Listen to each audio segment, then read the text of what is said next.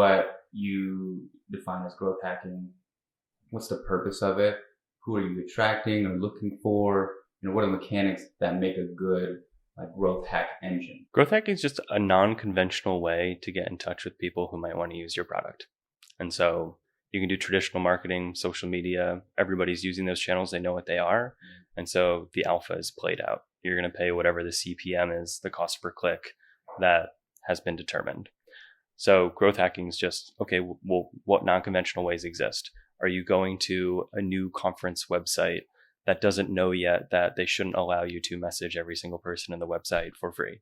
And then you're using that channel to get in front of the people that you want to get in front of for a lower cost or a higher conversion.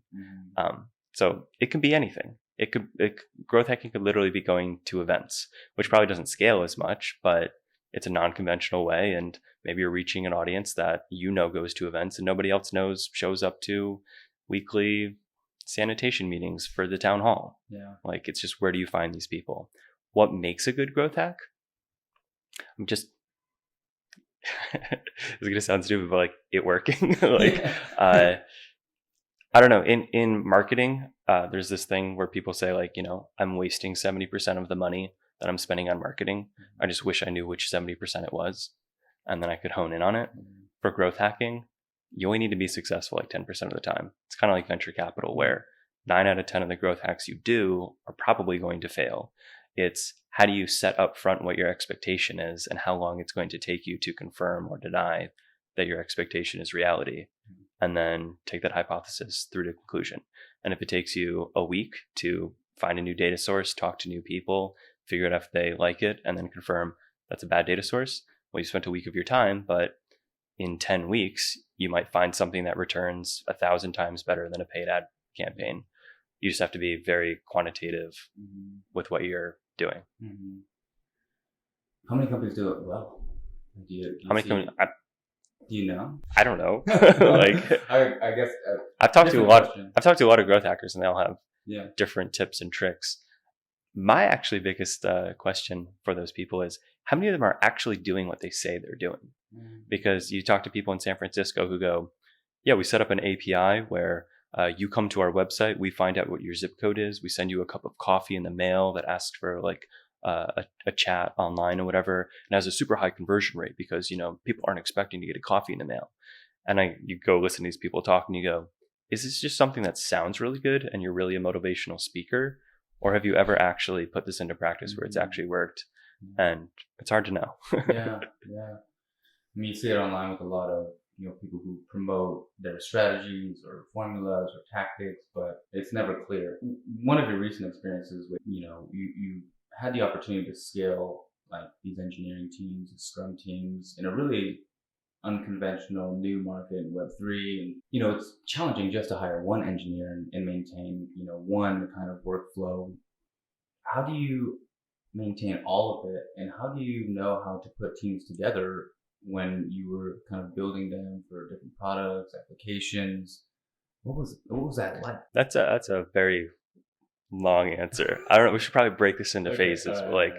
How did you find the people in the first place? Let's answer that. Web3 talent in particular is just super challenging because all the technology is new, and those who are experienced in it either took a few courses on Udemy or Codemy or Codecademy or whatever. Others are actually super experienced and have been developing for a while. Yeah. So the answer is, we taught a lot of people. A lot of people think that Web3 programming is just programming smart contracts. I'm sure those people cost $300,000-$400,000 a year if you can find them. But that's just one small piece of the stack of most of these applications. The rest of the applications are the front ends, the ETL pipelines, the etc. And all of that can be programmed in languages that people already know. You're just fitting them into the stack. So how we found people is essentially, we broke out, to make a Web3 application, you need about 9 layers. And one layer is the smart contracts, and all the middle layers can be done in Node.js, and the top layers can be done in React. So we just hired the best React and Node.js developers, and then a couple smart contract developers. The smart contract developers were definitely the hardest to find, mostly because of honesty, where we basically went to some firms and they're like, you want to write a smart contract that does X. It's going to take us 3 weeks to build it. And I was like, okay, I guess that's reasonable because I don't really know anything about smart contracts. Let's do that. Yeah.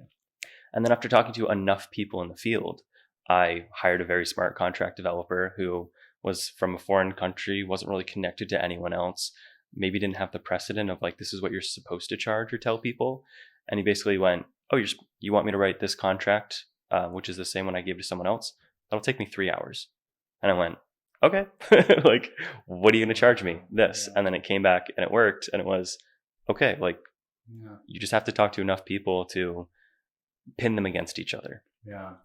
The second thing for finding very, very smart app development, let's start with React, was basically never giving someone the option to fail. You go to someone and you say, how much is it going to cost to build this application? And they go, $5,000. And how long is it going to take? 3 weeks. Great. Okay. We raised money. We're in a position where we have the ability to add more support resources if you need them. Just let us know if you need them. Also, we work on 3 basic principles: communication, action, and execution. And you tell them all of this up front, which is communication. We should never miss a deadline because we don't know that we're going to miss a deadline.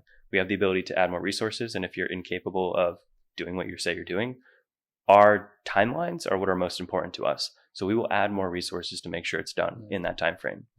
Action is just, if you have enough information to get started, get started. Don't wait for 100% information, because you doing 50% of the right thing with 50% of the information will get us to that timeline faster than you having done nothing and needing to speed up at the end.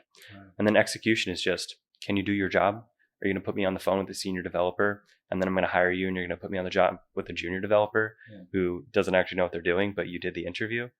And if you can communicate and take action, we can force execution or teach you execution. And then I had a lot of app developers where they couldn't build it in time. They basically said it's going to take 3 weeks, put a junior developer on it.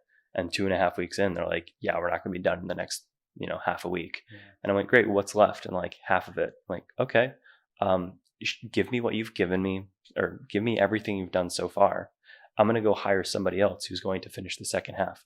You can try to finish the second half. You do only have 4 days left though. And, we paid you this chunk up front and this chunk because you said you could do this timeline. So I'm going to go do it elsewhere. And just saying that, a lot of them would then put their senior developers on and actually get it done instead of prioritizing some other work that they already sold and then not paying attention to you, because you're kind of indicating that I don't need you. It'd be nice to work together, but I want to work with people who keep to their promises. Like a firm. Yeah. This is when you have kind of an external team and I did a lot of external teams for the React front ends, which was external teams are hard to manage, man. They are hard to manage. So that's that. Let's talk about internal. So hiring Node.js developers, essentially for blockchain, nobody knows anything about blockchain. And so we actually hired people for 4 10-hour days a week. So still 40 hours, but 10 hours a day, so that you could spend an hour a day educating them on different pieces of blockchain infrastructure. 1 hour blocks to educate every single day. And we actually did that probably for about 2 months. So that's 20 out, 40, how many days are in a month? 30, 60 hours. I'm good at math, of education of blockchain stuff. For about 100 people, or probably for like 60 people who are going through that education program. So when people ask like, how did you find like 60 educated blockchain people? We made them. I'm like, well, how was it worth it? Because one, there was a week where I spent 20 minutes on the phone with every single person on our team, 119 people. That was 60 hours of being on the phone. And I jumped on and everyone thought they were getting fired. Everyone was like, why does the CEO want to talk or the COO want to talk specifically to me? And I jump on and be like, hi, this is a good call. We really appreciate having you on your team. Really just want to figure out like why you joined, what your motivations are, where you see yourself growing, etc. And half the people joined because they went, well, I'm this type of developer, but I want to stay current with the newest technology. I want to learn blockchain, this, that, the other thing. I'm like, great, we have different buckets for blockchain infrastructure. What are you interested in learning? Like, they're like, well, smart contracts for fun, but really I'd probably be best at this. Great, we're going to teach you how to do what you're best at. And then, you can join this other call if you want to learn about smart contracts on the side. But really what we're paying you for is this. And just being heard and being able to learn exactly what they wanted to learn made them that much more dedicated to the team of, great, I get to do exactly what I'm passionate about, what I want to work on.